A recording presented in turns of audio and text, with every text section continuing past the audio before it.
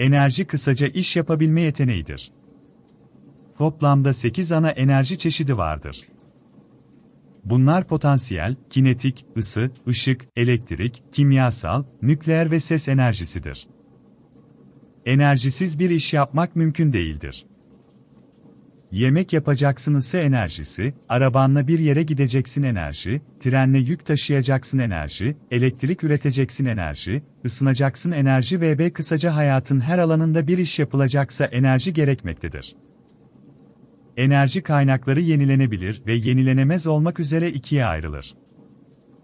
Yenilenebilir enerji kaynakları çevre kirliliğine yol açmadıkları için daha çok tercih edilmektedirler. Ülkemizde RS, HES, GES, biyokütle ve jeotermal enerji kaynakları enerji üretiminde kullanılmakta olup fosil yakıtlarında enerji üretiminde önemli bir payı bulunmaktadır. Cari açığın en önemli nedenlerinden biri de enerji üretimi için yapılan fosil yakıt ithalatlarıdır. Akkuyu Nükleer Enerji Santrali de yap işlet devlet modeliyle Rusya tarafından yapılmaktadır. Ülkemizde yeteri kadar hidrokarbon rezervi olmadığı, tespit edilen rezervlerinde işletme maliyetinin yüksek olduğu resmi kaynaklar tarafından dile getirilmektedir. Devletin ana gelir kalemlerinden biri de akaryakıt ve enerji vergileri oluşturmaktadır.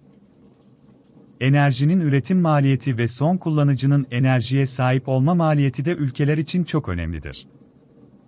Halkımız devletin yanlış enerji politikaları yüzünden enerjiye yüksek ücretler ödemek zorunda kalmaktadır. Bu durum ülkemizin hızlı bir şekilde gelişmesine engel olmaktadır.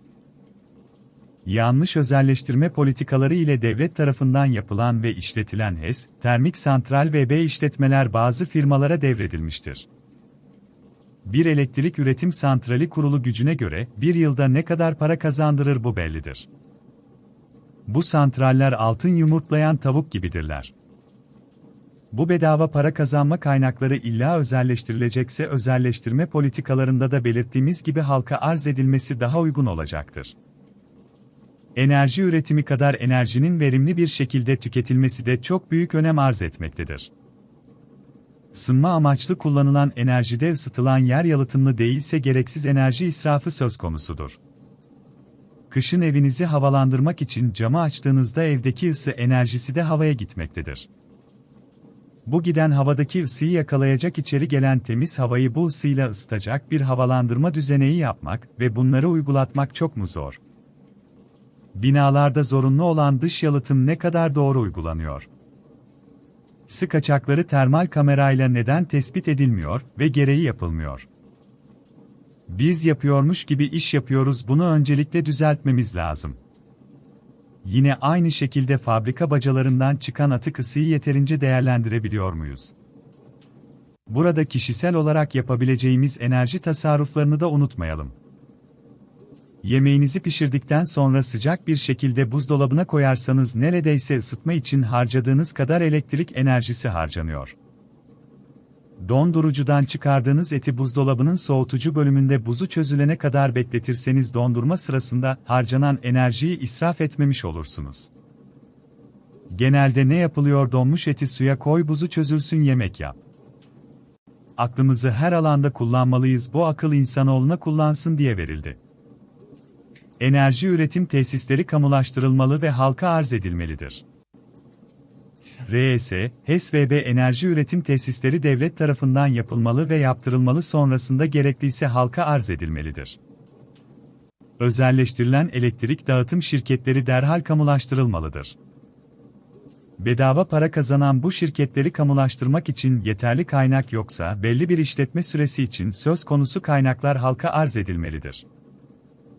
Üretim yapılan tesislere üretimleri veya ihracatları oranında enerji desteği verilmelidir. Destek ne için veriliyor? Büyüsün, rekabet etsin diye. Öyleyse destekleme şartlarından biri de üretim miktarı olmalıdır. Yapılarda enerji verimliliği ile ilgili yapılan çalışmalarda sıfır faizli ve amortisman süresi boyunca ödenecek şekilde krediler verilmelidir. Sıfır faizli olabilmesi için verilen para buğday fiyatlarına endekslenebilir. Elektrik enerjisinin iletiminde kayıp kaçak oranı azaltılmalıdır. Bunun için elektrik tüketim yerine en yakın yerlerde üretilmelidir. %1,5 oranında kayıp kaçak var. Ülke çapında elektrik kesintileri olmaması için şehirler birbirleriyle ihtiyaç halinde bağlantılı olacak şekilde izole edilmelidir. Köylerde şebeke bağlantısız sistem, off-grid, ile elektrik üretimi sağlanmalıdır. Böylece dağıtım maliyetleri, elektrik kaynaklı orman yangınları olmayacaktır. Kaçak elektrik kullananlara en az 2 yıl süreli hapis cezası verilmeli ve kamu yararına çalıştırılmalıdır. Yenilenebilir kaynaklardan biyogaz, pelet ve biyodizel üretimi ile ilgili projeler derhal hayata geçirilmelidir. Bu projeler çevrenin korunmasında, iklim değişikliği ile mücadelede, işsizliğin ve cari açığın azaltılmasında çok önemli rol oynayacaktır. Bu işletmeler halka arz edilmelidir. Petrole olan bağımlılığın azalması için elektrik ve doğalgaz ile çalışan araçların yaygınlaştırılması için gerekli çalışmalar yapılmalıdır. Özellikle yük ve yolcu taşımacılığında kullanım desteklenmelidir. Petrol ve doğalgaz arama ve çıkarma işlemlerine gereken önem verilmelidir. Petrol, doğalgaz kaynakları maliyeti daha yüksek olsa bile çıkarılmalıdır. Örneğin petrolün varili piyasada $60, bizim bir kuyuda üretim maliyetimiz $80, yine de bu petrol çıkarılmalıdır. Bu durum cari açığı ve işsizliği azaltıcı bir etki yapacaktır. Bir kişinin iş sahibi olması esasında sayısal olarak işsizliğin birden daha fazla azalmasını sağlayacaktır. Kaçak akaryakıt kullanımı önlenmelidir. Rafineriler bir takvim çerçevesinde kamulaştırılmalıdır. Stratejik kaynakların en az %51 hissesi devlet kontrolünde olması zaruridir. Özellikle kırsal kesimde çokça kullanılan tüp gaz fiyatları düşürülmelidir. Tüp gaz içinde bildiğiniz araçlarda da kullanılan LPG, otogaz bulunmaktadır. Bu gaz doğalgazın olmadığı yerlerde veya doğalgaz bağlatmaya imkanı olmayan gelir seviyesi düşük halkımız tarafından kullanılmaktadır. İnternetten edindiğimiz bilgilere göre, 12 kilogram mutfak tüpü bugün 965 Türk Lirası oldu. 965 liraya satılan, 12 kilogramlık bir mutfak tüpünün 110 lira 38 kuruşu ÖTV, 87 lira 73 kuruşu katma değer vergisi, toplam vergisi 198 lira 11 kuruştur. 9 Ocak 2025 hesaplayınca 25 vergi olduğu görülmektedir. 12 kilogram LPG içeren büyük tüplerin hacmi ortalama 22 litredir. 12 kg aygaz tüp fiyatı Haziran 2025 itibariyle 975 Türk Lirası, 22 litre otogaz litre fiyatı 25 TL'den vergisiyle 550 Türk Lirası tutuyor. Rafineri çıkış fiyatını bulamadım ama rafineri bunu üretiyor satıyor kar ediyor. Bunu rafineriden alan dağıtıcı firmalar, TP, BP, Aygaz VB bunu benzinliklere kar ile satıyor. Benzinlikte kar ediyor. 12 kilogram mutfak tüpünü benzinlikte doldursak 550 lira, vergi dahil ödeyeceğiz. Yani 425 lira az ödeyeceğiz. Bakın kar oranlarını bilmiyoruz ama hesaplar mutfak tüplerinin fahiş fiyata satıldığını gösteriyor.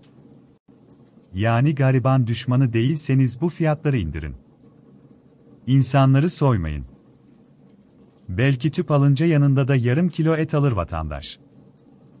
İtibardan tasarruf olmaz diyorsunuz. Bu ülkenin vatandaşının da bir itibarı olmayacak mı?